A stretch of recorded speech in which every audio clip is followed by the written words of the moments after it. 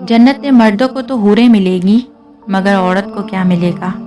इसका जवाब इस कदर मुकम्मल और ख़ूबसूरत है कि फिर किसी सवाल की ज़रूरत ना रहेगी। मर्दों को जहाँ हूरें मिलेंगी, वहीं औरतों के लिए भी इनामात का जिक्र है।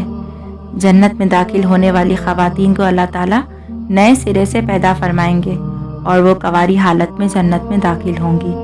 जन्नती औरत अपने शौहर के हम उम्र होगी। जन्नती औरत अपने शौहर से टूटकर प्यार करने वाली होगी।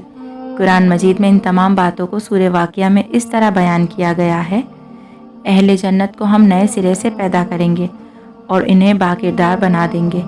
अपने शौहर से मोहब्बत करने वालियाँ और उनकी उम्र, ये सब कुछ दाएं हाथ वालों के लिए होगा।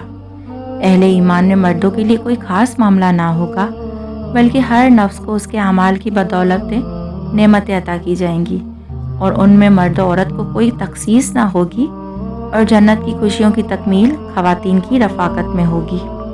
कुरान मजीद में फरमाने इलाही है, अदखुलुल जन्नत व अंतुम व अज़वाजुकुम तहबुरून।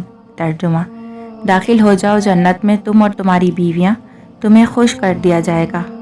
जन्नत में दाखिल होने वाली ख़वातीन अपनी मर्ज़ी और पसंद के मुताबिक अपने दुनियावी शौहरों की बीवियाँ बनेंगी, बशर्ते वो शौहर भी जन्नती हो, वरना अल्लाह ताला उस औरत को किसी और जन्नती से ब्याह देंगे। जिस औरत की दुनिया में फौत होने की सूरत में 2, 3 या उससे ज़ायद शौहर रहे होंगे, तो उस औरत को अपनी मर्ज़ी और पसंद के मुताबिक किसी एक के साथ बीवी बनकर रहने का इख्तियार दिया जाएगा, जिसे वो खुद पसंद करेगी, इसके साथ रहेगी। इन औरतों से मुराद ऐसी औरतें हैं जो पहले शौहर की वफ़ात के बाद अपनी औलाद की खातिर दूसरा निकाह करें। हज़रत उम्मे सलमा रज़ी अल्लाह तआला अन्हा कहती हैं कि मैंने अर्ज़ की, ए अल्लाह के रसूल सल्लल्लाहु तआला अलैहि वसल्लम, हम में से बाज़ औरतें दुनिया में 2, 3 या उससे ज़ायद शौहरों से यके बाद दीगरे निकाह करती हैं और मरने के बाद जन्नत में दाखिल हो जाती हैं। वो सारे मर्द भी जन्नत में चले जाते हैं, तो उनमें से कौन उसका शौहर होगा? आप सल्लल्लाहु तआला अलैहि वसल्लम ने फरमाया, ए उम्मे सलमा, वो औरत उन मर्दों में से किसी एक का इंतखाब करेगी और वो अच्छे इखलाक वाले मर्द को पसंद करेगी।